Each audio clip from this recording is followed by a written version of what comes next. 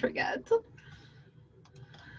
Hi, everybody. Welcome. I think we probably still have a few people who are getting tuned in, so we're going to give them a minute to go ahead and get settled, and then we'll get things underway. Go ahead and click the share button if you would like, so that your friends can tune in and benefit from Chrissy's amazing presentation today.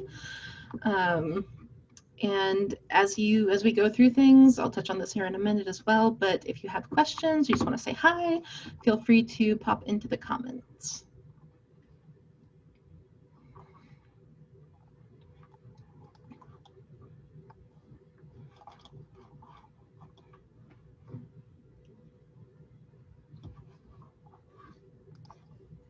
All right, the number's going up. So I think it is 2 o'clock. We'll go ahead and get started. Thank you so much for joining us today for our Happy Within, Self-Discovery and Positivity in a Global Pandemic. Our presenter today is Dr. Chrissy Whiting-Madison. But before I get too deep into her introduction, I'd like to cover a few housekeeping topics. Today's presentation is being recorded, and the video will be made available after the event is complete. We welcome you to revisit the presentation yourself, share it with friends, family, classmates, colleagues, really just anybody you feel could benefit from a bit of happiness right now. Throughout today's event, we invite you to share your comments and questions. Please take a moment and locate the comments section of our live session. And if you think of questions for Chrissy at any point, just go ahead and type it in there. We will be monitoring the chat for questions, and I will either pose it to Chrissy at that time or save it for the discussion portion at the end of the event. So our presenter today is Dr. Chrissy Whiting-Madison. Dr. Whiting-Madison received her Bachelor of Arts in Psychology from St. Vincent College in Latrobe, Pennsylvania, her master's degree in Rehabilitation Counseling from Langston University in Tulsa, and her doctorate in Rehabilitation from the University of Arkansas. Chrissy currently serves as Assistant Professor of Psychology at Rogers State University in Claremore, Oklahoma, and specializes in positive psychology. When she's not spending time working on all of that, teaching, being an amazing person all around, she enjoyed spending time with her beloved husband, daughter, and cats. All right, I'm going to hand everything over to you, Chrissy. All right, well, thank you. You know, it's funny when I hear someone introduce me, it always catches me off guard. I'm like, wow, I sound kind of impressive, and I just feel like me. Can you guys all hear me okay? Can I get like a thumbs up? I hope so. Okay, I'm assuming you guys can hear me because nobody's saying, hey, we can't hear you. So let me go ahead and pull up my PowerPoint that I have prepared for you guys today. So bear with me. Yay!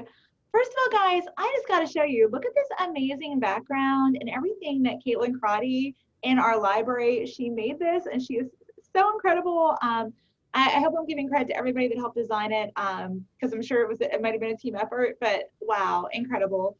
I absolutely love it.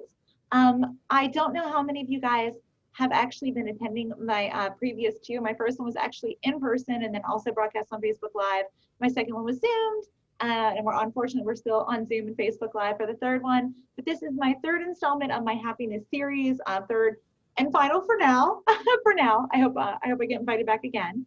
And you know, this one I really wanted to talk about you know, things I learned about myself during this pandemic, as well as things I learned about other people, and really kind of like tie it all together. You know, my first time around, we talked about, you know, just happiness and how to be happier. The second time, we actually talked right in the middle of the whole pandemic, lockdown, quarantine, and was kind of like, how are we going to survive this? So now we're going to tie it all together and kind of talk about what we learned about ourselves as we hopefully start to see the end of the tunnel, the light at the end of the pandemic tunnel, if you will, and really kind of pull it all together. So the first thing I want to talk about is I learned a lot about myself. Let me go to my slideshow. There we go. You know, it's kind of funny. I remember when this first started, people kept saying, don't touch your face. And something I've learned is that only do I like to touch my face, like I really like to touch my face, like I touch my face all the time. And maybe like I just wasn't cognizant about it, or maybe it's because people told me, hey, you can't touch your face. But now it's like, all the time. Don't worry, I use sanitizer. Thank you, Professor Mackey, for buying me the big bottle because she knows I do this all the time. But it's funny. It's like I think, and I really kind of wanted to talk even just about that one about it. Like one of the things I learned about myself is that the second you tell me not to do something, I'm really, really motivated to do that. And it's funny. I oftentimes tell the story about when I was in high school, I actually had a guidance counselor who discouraged me from going to college. He said, "Oh, you're just really, really sensitive. I just don't know if you're smart enough." Like really pushed me down. And I have had people since then say, "Well, do you think he was just trying to fuel your fire?" Unfortunately, no. I really think he thought those things. That being said, he really did fuel my fire. And I actually wanted to tell him when I got my doctorate. Unfortunately, he has passed away, and I didn't get to share with him that I got my doctorate. But I really wanted to. I was like, want to say, that's doctor too sensitive and doctor not smart enough to you, bro. And I really kind of want to do it because it really did inspire me. When I was in fourth grade, I wanted to learn to play the flute and piccolo.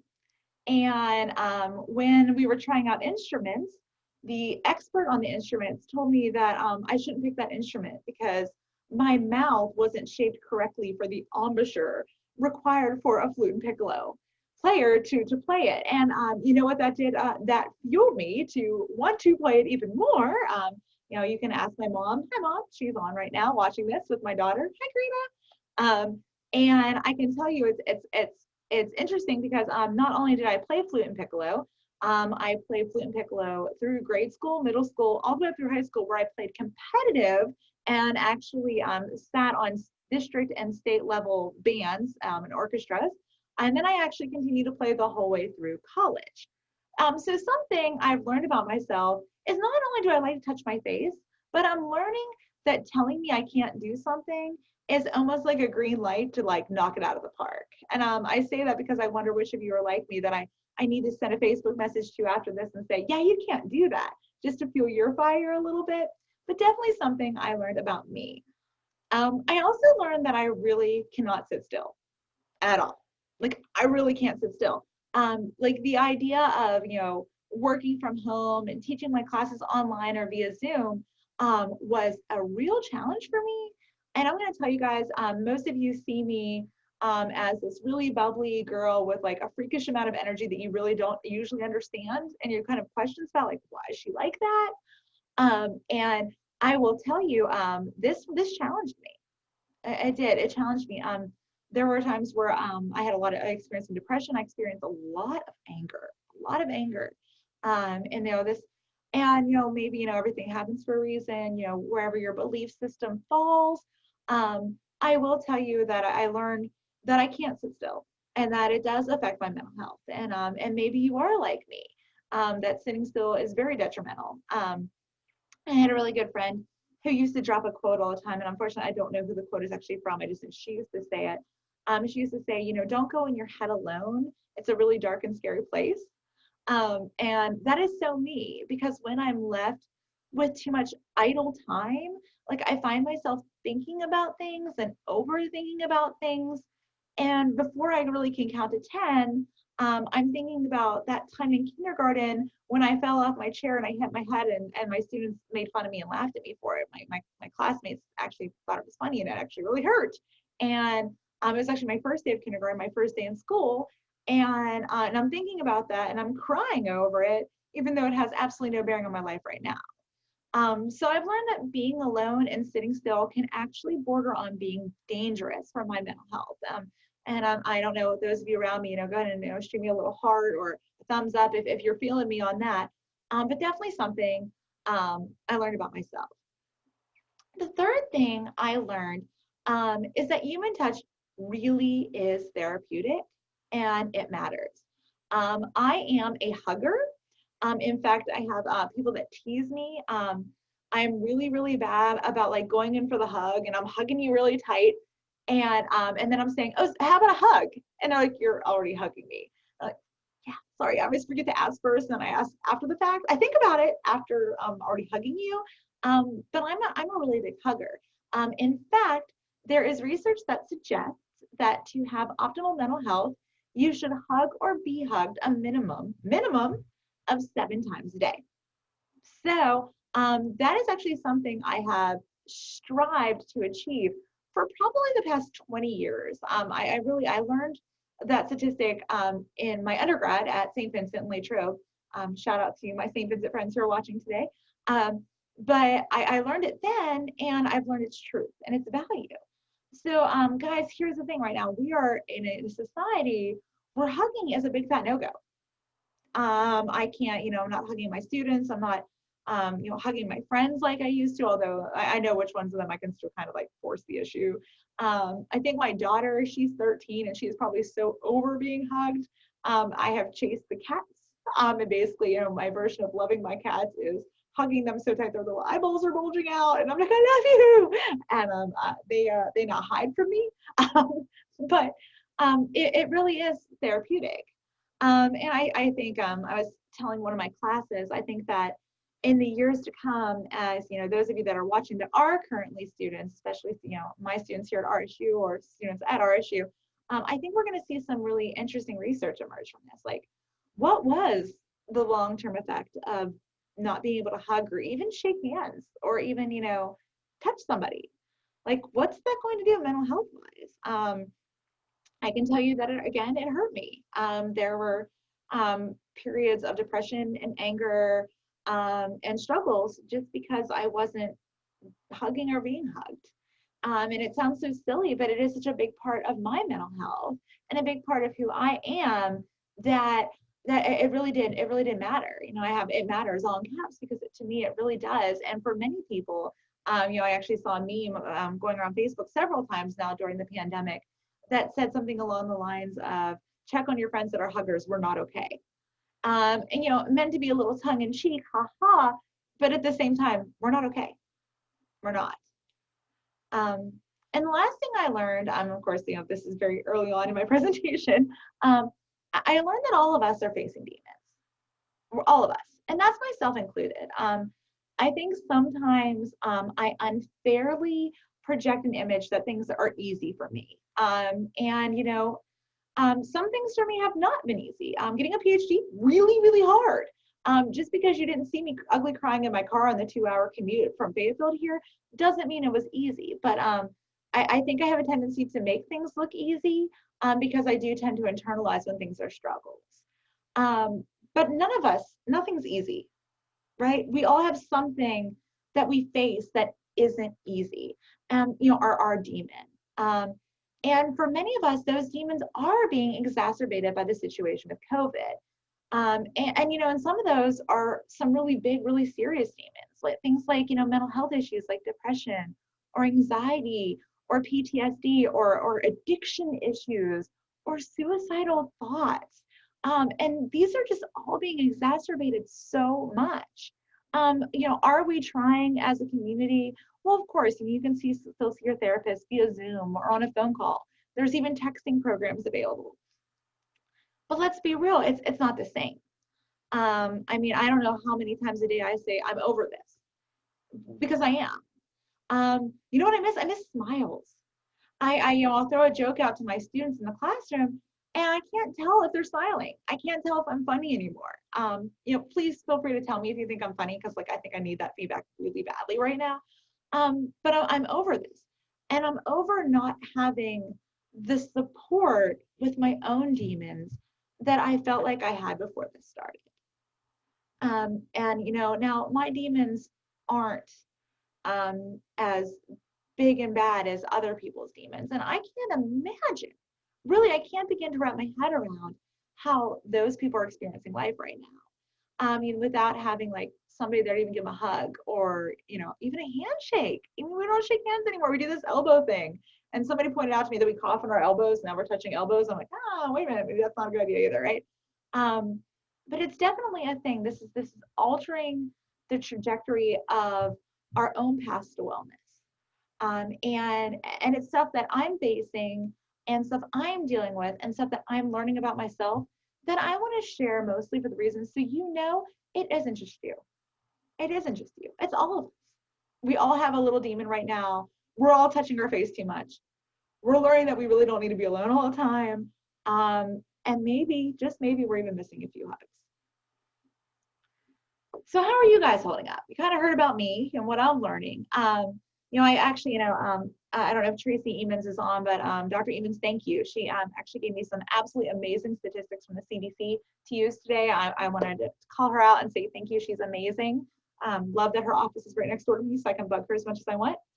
But I will say, looking at her numbers, were shocking and eye-opening even to me, who predicted that these things would happen. But according to the CDC, we aren't holding up well. I hope you are. I hope that you're sitting here listening and watching this on Facebook Live or on Zoom directly, and you are holding up well. But statistically, we're not. And just a few statistics, because I like statistics. I think they're very informative. The incidence of anxiety has more than tripled since the onset of the pandemic. So guys, if you really think about this in really practical terms, this is a really, really frightening statistic. Before then, it is not a stretch to say 1 in 3 people occasionally experience anxiety. Well, tripling actually makes it 3 out of 3, which would totally allude to the fact that most of us are now dealing with anxiety if we didn't before. Most of us. So it has tripled. Tripled. That's just insane to me. The incidence of depression has more than quadrupled since the onset of the pandemic. There is new research starting to emerge. I'm sure we'll see more of it as we continue to, go on through the years, especially after this is over, because this is not the new normal. It will be over. That's me speaking it into existence. But quadrupled? If you ask yourself, have you ever been depressed? Have you ever had an experience with depression? And think about how much more common that is now. It's just a frightening statistic. A reported 1 in 10 individual survey stated that they have started drinking or smoking as a result of COVID. In our world, we call that self-medication. That you're lonely, or you're isolated, or you're anxious, or you're depressed, and you turn to that bottle of wine or that bottle of tequila for some comfort. That's a lot. That's a really high number too. And the last one, suicidal ideation has more than doubled since the beginning of the quarantine. So that would be, around spring break, when all of us thought we were going home for a week and ended up not coming back, which was pretty tense to begin with. And guys, I do have a site here. You can find, these numbers are from the CDC directly. I never mind if people fact check me. It doesn't offend me or anything like that. But guys, these are some really scary numbers. And if you are falling into one of these statistics and you're like, yeah, my anxiety has gone up so high since this, or I'm definitely more depressed, or yes, I started drinking and smoking, or one or the other, and I really don't want that to become a problem in my life. Or if you have considered suicide since this started, guys, please know that there is help available. If you don't know where to start, send me a message. This whole thing on Facebook Live, it is tied into my professional account. Feel free to send me a message. I have people that message me after the last time we did this, and they will tell you that I helped them. So I will put you in the right direction if you don't know where to reach out to for help. But please reach out or talk to someone, because honestly, when I saw these numbers, they scared me. I don't want to lose people I love, and I don't want people I love to suffer or struggle. It just breaks my heart to think about. So all of this, and the bulk of you guys listening are college students.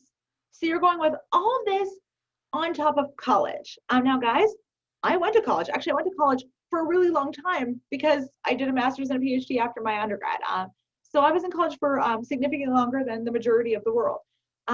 College, without all those things we just talked about, and without a global pandemic, is really, really, really, really stressful. It's really stressful. Exams are stressful.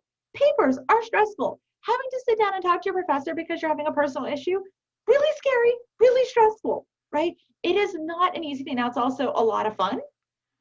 You're going to meet the people that will end up being the maid of honor and best man in your wedding and the godparents to your children. Like the friendships you have now are going to be the ones that are forever. And it's a beautiful time, but it's also a stressful time. And what's really interesting is that you guys are really struggling with this pandemic and what's going on. And I do, again, some more statistics. And again, my citation, because you can feel free to fact check anything that you want. So 65% of you guys, college students, express concern over how long the pandemic is going to last. You are worried. Why are you worried? Because guess what, guys? You're getting ready to graduate and find careers and get married, maybe start families, all while dealing with this. Going on interviews via Zoom, right? I mean, just a world that like has so much uncertainty, and that's when you're starting the rest of your life. That's really kind of scary. 18 to 34-year-olds reportedly are experiencing more stress during this pandemic than any other age group, anyone else. And you know, a little bit as what I talked about, because this is the beginning of the rest of your life, right? And there's so much uncertainty, and there's already uncertainty built into graduating college. Like, well, what's next? Should I go to grad school? Should I get a job? Should I propose? Should, you know, there's already a ton of it. So this is just, you know, another layer of uncertainty, and uncertainty leads to stress, leads to things like anxiety, leads to things like depression. And I've talked about that in the past. Uncertainty is really powerful. Younger people, and I think I can move my little topic box. Oops, I'm so sorry, guys. Oh, I messed it up. I'm just trying to make this smaller. There it goes.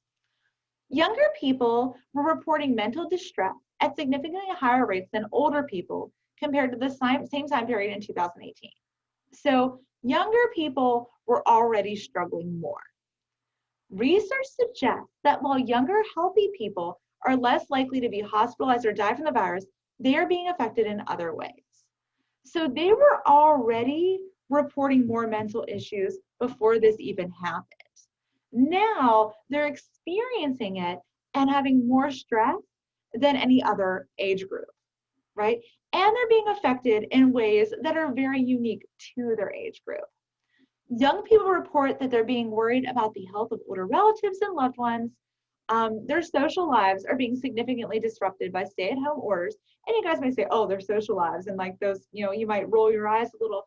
But guys, how many of you guys met your spouse in college? Or, you know, those friends I talked about that are going to be those really valuable friends in life, you know, maid of honor, best man, godparents to your children, that's being disrupted by this. Job stability as well as future job outlook, as they're more likely to have lost their job. I got all that from pbs.org. Feel free to pull it up. And guys, it's just a lot. And isn't college stressful enough without all this? I mean, we're already stressed. We talked about that. It's already a rough time. So guys, given all this, of course, you know, got to tie this back to our happiness thing. I'm sure you're all hearing this going, oh my gosh, she's supposed to talk about happiness. This is getting depressing. I don't want to hear any of this.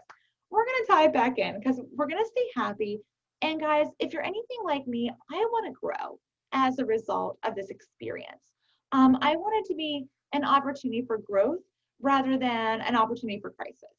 And if you've ever taken my intervention strategies class, this is something we talk about at great length, because everything you experience in life has the potential to be a time to grow or a time to struggle. And for me, I want this to be something that helps me grow. And I want the people that I love in my life to, you know, not only be happy and stay happy during an uncertain time, but also grow as a result of it. So we're going to really focus on 3 tips today. And honestly, with as much as I will elaborate on each of those, I will probably have to be reined in on time. I do have my phone next to me, so I can kind of monitor that and leave some time for some Q&A at the end. We are going to really hone in on 3 things that you can do. And what it's going to do is help you gain control in a time of uncertainty, and also maintain as much positivity as possible. You might even discover something new about yourself or find a new passion. So, and I hope you do. So the first thing we're going to talk about is learning to say no. And if you know me, and many of you personally do, some of you don't, but I hope to get to know you at some point, right? If you know me, you know that no is a big issue for me. I love to say yes. I really hate to say no. And when I do say no, I always feel like I need to provide like this extensive reason or rationale as to why I'm saying no. But it's always been a struggle for me. Guys, right now we are in a time period where even if we are stuck at home or we're doing our classes online or we have resumed some level of normalcy, we have a lot in our heads. We have a level of anxiety that wasn't present there before. And again, the word uncertainty is going to come back up. Learning to say no is going to give you a level of control in a time period in history where we don't have a whole lot of that, right? Just recently, some kids went back to school. Some kids virtual schooled for a while and then went back to school. Some kids are still virtual schooling. Some kids have chosen to homeschool completely and remove themselves from the situation. Um, and there was, just that little bit of uncertainty, caused anger in people. I had people criticize me. I did choose the virtual school my daughter, and I will go ahead and openly say that. And I had people that told me that I was ruining my daughter's education, and I was like, wow, oh, thanks, appreciate you supporting me and showing some love, right? I had a woman that I was just chit chatting with at a store tell me that she sent her kids back to school and she had a complete stranger attack her like verbally at a different store, telling her that she was sending her kids back to die, and what kind of mother does that, right? Little control, right? She explained to me, I don't have a choice. It is so hard for me to even find daycare during the summer months. I don't have a choice. And she's like, and just saying that makes me feel horrible when I already feel horrible, right? So doing things like learning to say no really kind of helps you to grab back that little bit of control, right? I don't have control right now over whether or not my child's going to be in school or not. And a lot of people didn't. A lot of people didn't get a choice. I had a choice. I made my choice. But a lot of people didn't have choices. In fact, a lot of people were thrust into situations they were either extremely uncomfortable with, or that were very hard for them, or that just didn't work for them at all, right? So learning to say no at other times can kind of give you a level of balance to those situations when you don't have a choice, when you're going to find yourself being thrust into having to take your college classes online, for example, or having to teach online if you're a teacher, or having to work online, or having to balance between working online and then working from home on the days that you have to virtual school your child, as the way it is in some states right now. So guys, this is the first thing we're going to talk about, and this is something I have been doing. This is something that has actually helped me to feel profoundly more empowered in an uncertain time. And the first thing I want to talk about is trust your guts. I don't know about you guys, but oftentimes my gut will tell me when to say no, and I will completely ignore it because it's so uncomfortable for me to say no. I'll just completely ignore it, even though every part of my being is going, you do not have time for that. You do not have time for that. An example, right before this, I'm saying a lot. I'm sorry, guys. I usually don't do that. Right before the semester started, I was asked to be part of a committee. The committee was started by a very good friend of mine, and the topic of the committee is something that was very interesting to me, although not necessarily in my wheelhouse, so to speak. Something that I care about, something that is very valuable and important, and they probably are watching this right now and knowing because I'm talking about that, but I'm not going to call them out. And I said yes. I said, sure, I'll be on that committee. About a week later, I was actually with one of my best friends, Michelle. Hi, Michelle. I think you're here. And she asked me about it. Well, why are you on that committee? I was like, oh, well, they asked me to. And she's like, she's like, well, what, but you have so many committees you're on, and that one doesn't seem like one of the things you're really super, super passionate about. And I was like, well, you're right. It's not, but I'll learn from being in it. And she's like, wow, she's like, but you already have so much to do. And, she really got me thinking that my gut actually told me to say no. My gut actually told me, hey, look, you're already on a ton of committees. You already, are way, way overextended. And my gut told me to say no, and I still said yes. So I did something that I've never done before, and I've just never done it. And I emailed and I said, you know what, I'm sorry. I know I said yes, but I'm just really overextended and I'm going to have to pass this time. But, hit me up next time. And it felt good. I felt encouraged and empowered. It felt good to just say, not this time. And what was really shocked is nobody was mad at me. They were like, oh yeah, you are really busy. No worries. We're still cool. No one was mad. No one, I don't even think they were disappointed. They were just totally fine. And I thought to myself, well, I wonder how many times I said yes when I didn't want to. And I could have said no and everything would have been fine. Right? And guys, if you look back on your own lives and you're like me where you hate saying no, then you probably can look at the same thing and have the same reflection, right? The next thing that you need to do in this time of uncertainty, or at least I highly recommend it, is to establish some healthy boundaries. And this can look like, really so many different things. Like, I'm not comfortable talking about this. Let's say you are completely over the masker, anti-masker debate, right? And you just don't want to talk about it anymore. You just don't. Yes, you have an opinion. We all have an opinion. But you're tired of arguing your opinion and you're tired of ostracizing people you care about because your opinions are different and you're just tired. Then maybe it's a good time to say, hey, you know what? I'm just not comfortable talking about it anymore. Like, can we talk about something else? Let's talk, hey, movie theater's opening back up. What movie should we go see? Right? Hey, did you hear this song? It's a great song. Hey, have any plans for fall break? Have you started your Christmas shopping yet? Hey, I have. Yeah, sorry. Those of you that are like, hey, Halloween. I'm sorry. I'm excited for Christmas. That's who I am.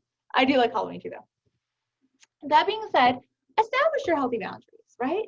And what you're comfortable with, if people that love you don't respect it, well, then there's a bigger issue and something you might really need to explore there. But I found that people have been very accepting of my boundaries. Hey, I actually, I don't feel comfortable going to this social event, because of COVID or because of other reasons. Oh, cool, right? And set that for yourself. Figure out what your boundaries are. Figure out what you need to say no to. Figure out what situations you really don't want to be a part of or what conversations you don't want to have, and establish those boundaries and establish them openly. If you want to have a politics-free home, then say it. Say, you know what, hey, you know what, this is a politics-free home. We don't argue about politics here, because if we're being real, me screaming at you and you screaming at me isn't going to change anybody's minds. And if we can't have a loving conversation about it, then it's not going to be a good conversation anyway. So maybe we just shouldn't have it, right? Until we can have a loving conversation, then maybe, things are different. But regardless, know what's healthy for your mental health and go with it from there. The last thing is to know your limits. Know what you can and can't do. If you're tired, it's okay to be tired. It's okay to know, hey, I'm not going to answer my work emails over the weekend because I need time to put down my phone and be with my family. If those are the limits that you need, then know those limits and express those limits. Know what your limits are, and then more importantly, enact them and share them with others. It is going to save so much exhaustion on your already tired mental health status that's going to blow your mind how much better you feel just by taking these 3 little steps. Oh, I don't know why I didn't turn. There we go. Find an outlet that is just for you. If you're a follower of my blog, this is actually what I'm going to be blogging about this week. And there is nothing more exciting than taking on a new endeavor or anything new. New is exciting. It's funny. My sister-in-law, Naomi, she's in class right now, so I would say hi to her. Maybe she'll watch the playback. Hi, Naomi. She went back to school last year. Some of you guys know her. She came to RSU. And I think it's so funny because she is so excited about being back in school. And I'm not funny, haha, but fun, I guess is the more appropriate word. But she loves talking about the things that were talked about in class or something she's read in her textbook. And for me, I love watching her be super excited about something that she just read in her textbook, because like the joy and excitement in her eyes is just positively infectious. Like you can't help but be excited for her because she's so excited, right? Because it's new and it's novel and it's different. If you guys think about the last time you did something new, novel, or different, you probably remember a level of excitement about it. Like when I started my doctoral program, Okay, first of all, scared out of my ever-loving mind, but at the same time, it was so exciting. I remember like kind of like bouncing across campus, and in my head was like, I'm gonna be a doctor. I'm gonna be a doctor. I'm gonna be a doctor. And that was like just unbelievable that I had this opportunity to become a doctor. And I'm sure I looked probably ridiculous. I probably walked with a bounce in my step, a little more so than usual because I'm told I always walk a little bouncy. Didn't notice that. Now I'm really aware of it because I pointed that out to me the other day. Like I walk like I talk and like I sound. Gonna have to work on that one. But you know, it's true. Like when you find something new or a new passion, even a new haircut, you're excited, right? You want to like take selfies and you want to tell people and you want to share it with people you love, and you want them to put down their phone and actually listen to you because you're so excited and you want to share that with others. And then they pick up the energy from you, and it's just an all-around great feeling, right? So what I'm going to challenge you guys to do is to find that exciting new outlet that's for you. Find something that is for you, just for you, that you love. And maybe you already have it, you just haven't done it in a while. You know, I was talking to Cassie, hi Cassie, the other day, and she was telling me, oh man, I haven't started a single crochet project for Christmas. I said, well, get on it. Time to do that, right? Because I know that she loves to crochet and she loves to make gifts for other people, right? But she hasn't done it in a while. Maybe it's time to pick back up that crochet hook, right? If it's something that you love and brings you joy, I think it's time. But you know, maybe yours isn't crocheting. Maybe you're like me and you would just, you know, sew your thumbs together and have some weird yarny, super soft Chinese finger trap. But there's something, right? So, you know, give it some thought. Find an activity or a hobby that helps you manage your stress or at least unplug for a moment. Find something. And you know, for me, this has always been hard, a little bit of a challenge. Like, oh, I don't know, what do I like to do? You know, I remember I always in my counseling classes we always do a lesson on self-care, regardless of which class it is, because it's such an important part of our field. It's an important thing for everyone to take care of yourself. You can't pour from an empty cup. If you're not filling your own cup, you can't pour into other people's, and it just makes you a better friend, caregiver, wife, husband, mom, son, daughter, friend. It makes you just a better person. That being said, I would always get kind of confused. Like, I can remember sitting in one class where one of my students said, oh, I love bubble baths. I do bubble baths. Okay, awesome. If that's yours, I think bubble baths are boring. I get in there, it smells nice, like 2 minutes, I'm like, now what? I'm bored. I think they're boring. They're not gonna be my thing, right? People run. Yeah, I really, really want to start running. I really do. It looks like a great thing. Like the runner's high, the endorphins, it all sounds super, super great. Yeah, I don't like to run. If I'm ever running, guys, you probably need to turn and run too, because something is probably chasing me.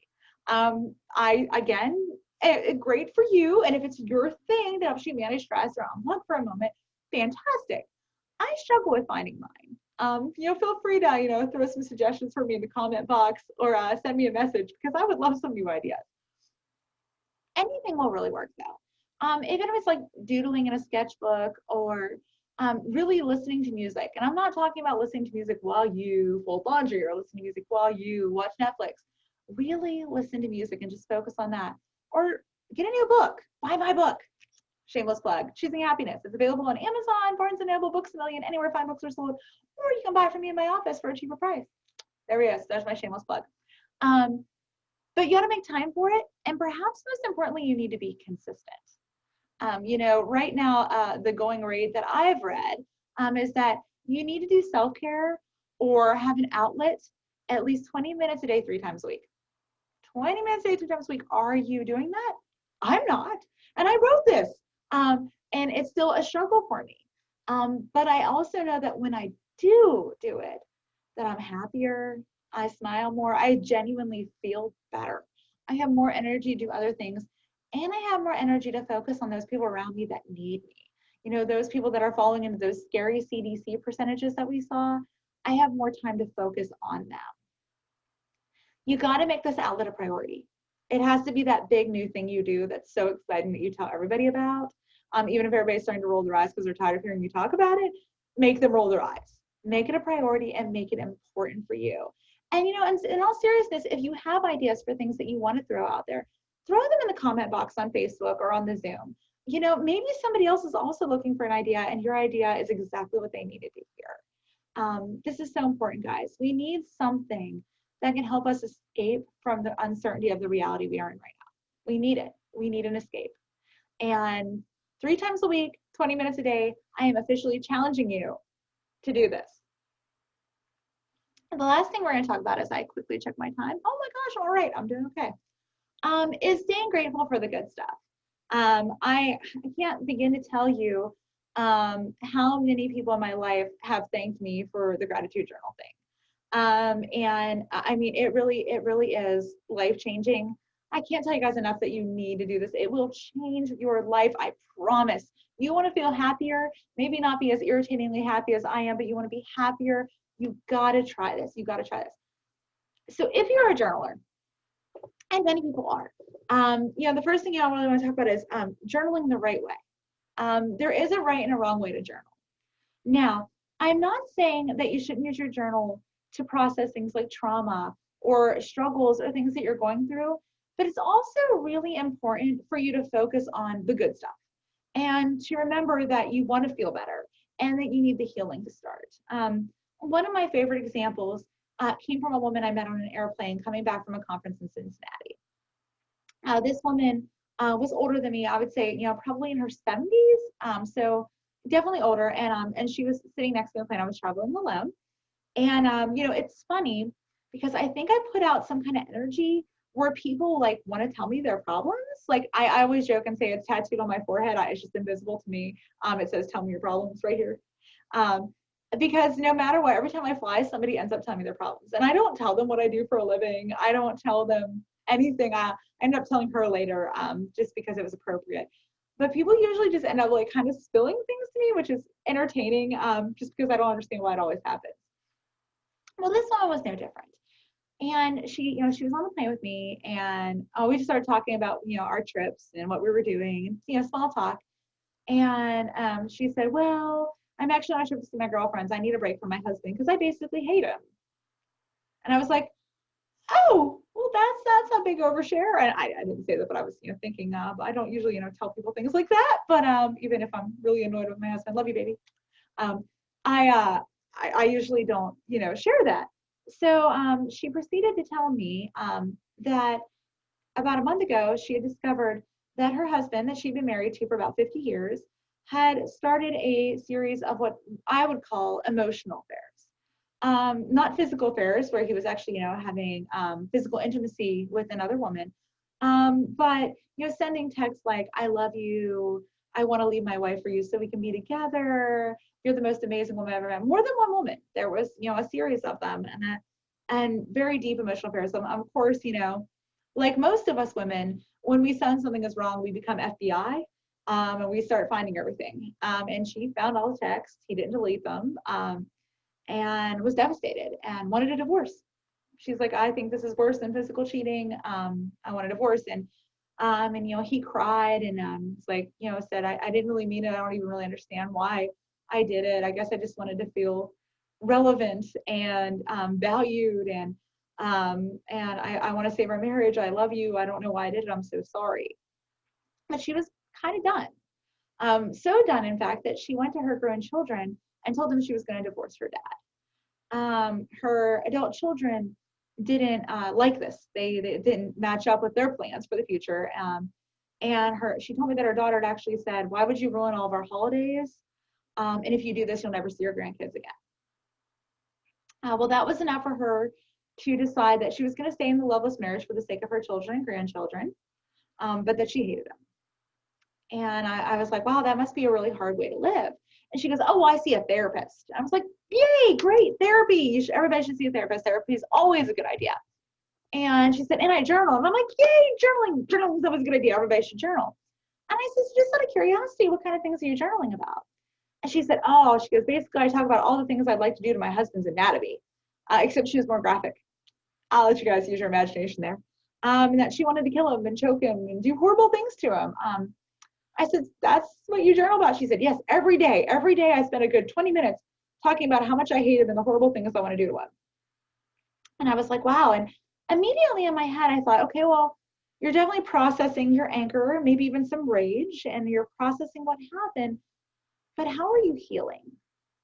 how is revisiting all this anger and rage over and over again, how is it helping you heal? And I said, would you be willing to try something with me, maybe something different? And she's like, sure. What do you have in mind? And I said, well, I want you to tear out all those pages. I want you to throw them away. You can even burn it if you want. I said, instead, I said, you told me that your husband was really sad, and he wanted to make it work. He wanted to heal your marriage, and I'm going to assume that he's probably doing things most days to try to work in that direction. So instead of revisiting all your anger and all your hate and all your rage, why don't instead you write down each day the things that he did to try to make your marriage better? And every day, go ahead and reread those and then write a new entry, and then reread those and write a new entry, and reread those and write a new entry. And she was like, oh, that won't do any good. She's like, but you know what, I'll try. And I was like, here's my card. My card has my cell phone number on it. I said, text me, let me know how it goes. And she's like, oh, wow, you're a psychology professor. Yeah, I'm a psychology professor. She's like, all right, yeah, I'll try it. You seem kind of legit. So she texted me about 2 weeks later. 2 weeks, guys, 2 weeks is gonna pass for all of us. And in 2 weeks, she told me that her marriage has never been better. In 2 weeks, her marriage was better when they first met, and that love was blossoming in a new way that she never thought possible. Isn't that cool? 2 weeks. So let's say you're married.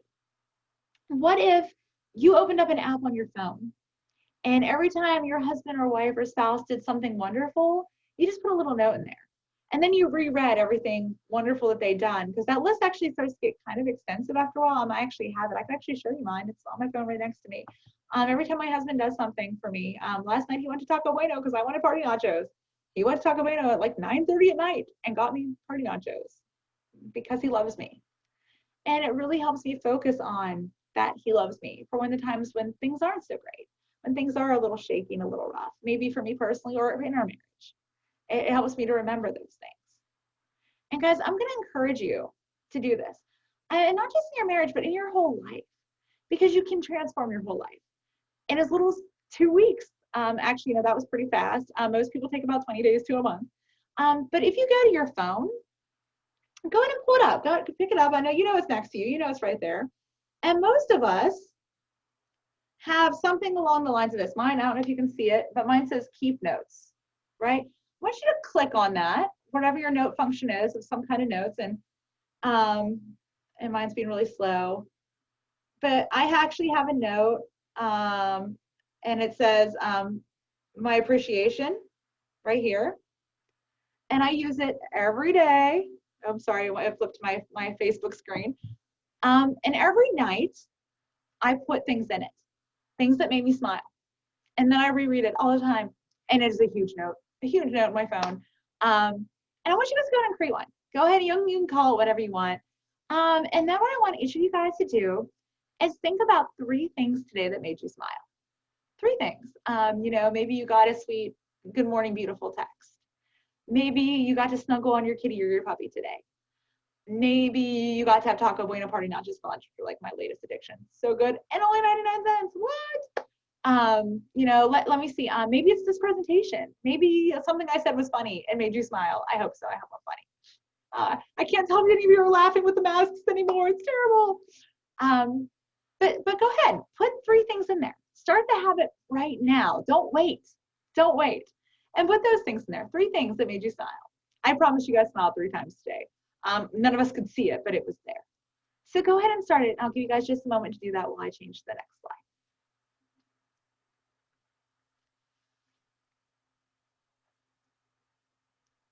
Okay, guys, I hope you all did it. I have about 12 minutes left in my hour. So I definitely want to leave plenty of time for you guys to ask questions or offer suggestions or, feedback, talk, whatever you want to do. I do have a little information slide for you guys.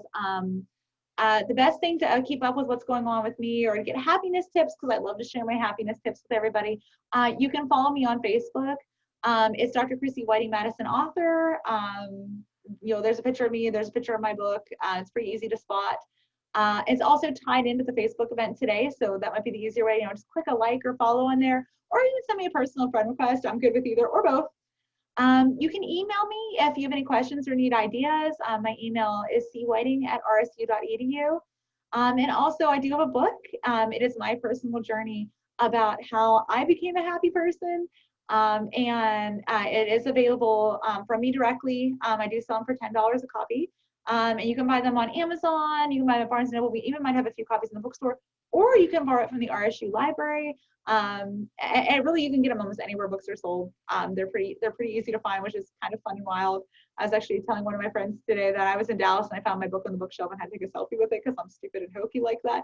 It was so cool to see it. Squeeze. So, all right, guys, I'm going to go ahead and get out of this screen share. Maybe stop share. Oh, look at me being tech savvy. And turn it back over for any questions and answers that you guys may have put on the Facebook Live or on the Zoom. Thank you so much, Chrissy. Yeah, if you guys have questions, drop them into the comments there on the Facebook Live. I know you've given us a lot of amazing things to think about. I really need to start that positivity log myself. You didn't pop up your phone and do it immediately? But yeah, thank you so much for joining us, everybody. Pop your questions into the comments. Anything you want to say to Chrissy? There should also be a pinned comment near the top of the chat somewhere, I believe, with a brief survey link. Your feedback to us is extremely important. It helps inform all the future events that we plan, because it's important to us that we're bringing you the type of events that you want to experience. So let's see, gonna go to the comments here. Oh my gosh, there's so many. I'm reading through them right now.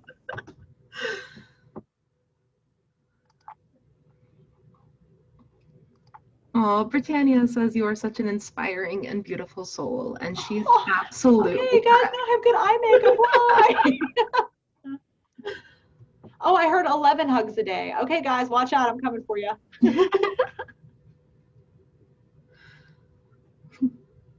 Oh, looks like you're going to have to sign a book for Britannia when they buy it. I will happily do that.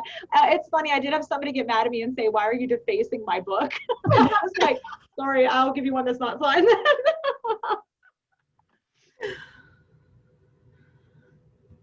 Oh, yeah, I'm reading that I'm funny. Oh, yeah, I am funny.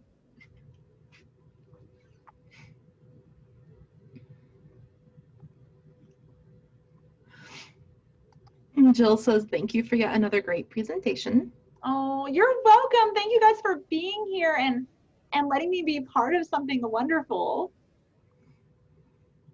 And if you guys have questions that maybe you want to ask in a more private setting, again, feel free to email Chrissy. Her email address is cwhiting@rsu.edu. Oh, I love Kaden Coleman said, outlets are the key to unplugging your stress and plugging in your battery to recharge. Oh, I love that.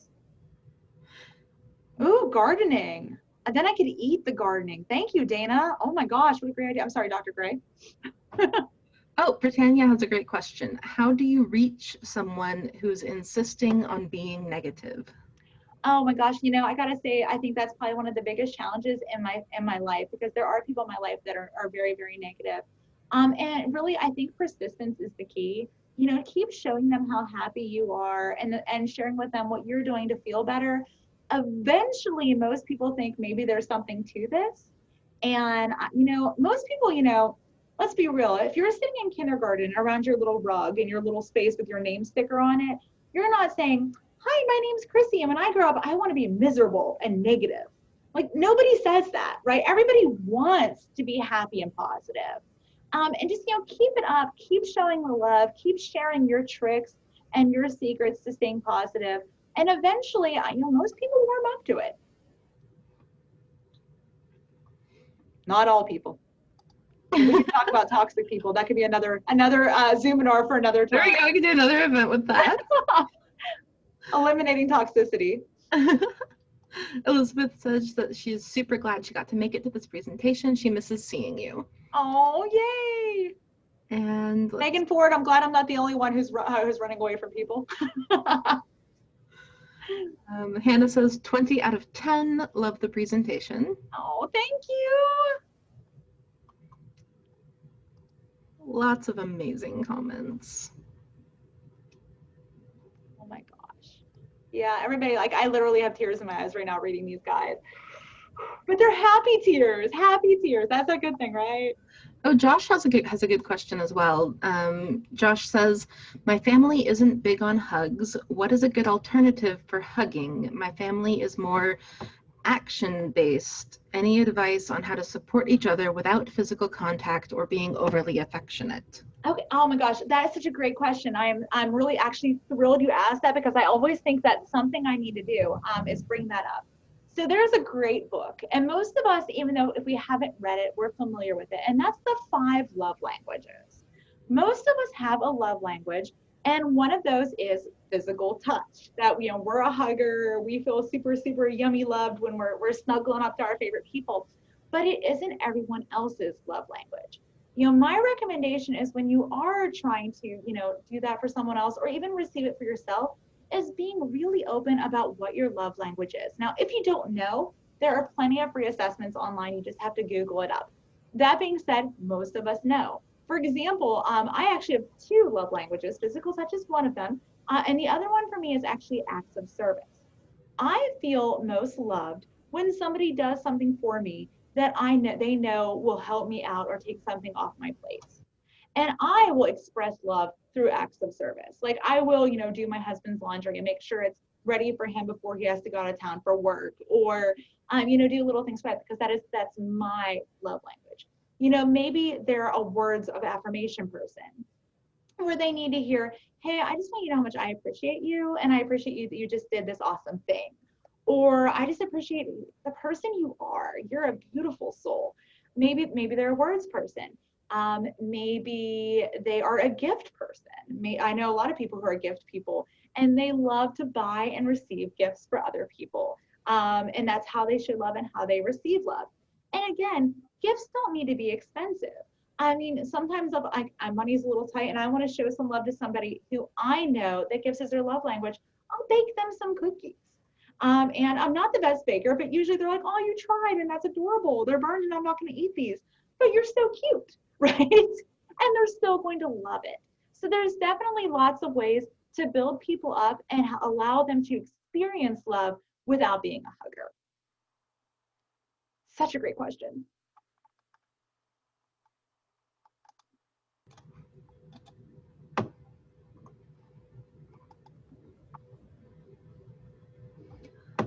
All right, I will give it another minute or two for any more questions. Mostly I just see tons of amazing feedback, which I absolutely agree with. Thank you so much, Chrissy, for this amazing session. Thank you guys for putting this on and for inviting me back to do a trilogy. I'm so passionate about positive psychology and how to live a happier life. And so getting to share my passion is just such a gift for me. So thank you. All right, again, everybody, if you have a quick second, your feedback is extremely important to us, so click that link. Let us know your thoughts if you enjoyed this, what other types of events you would like to see from us in the future. Maybe we can con Chrissy into coming back for a part 4 at some point. And then just become a quad. And then this recording will be made available as soon as the live is finished and we can get everything finalized. Have a great day.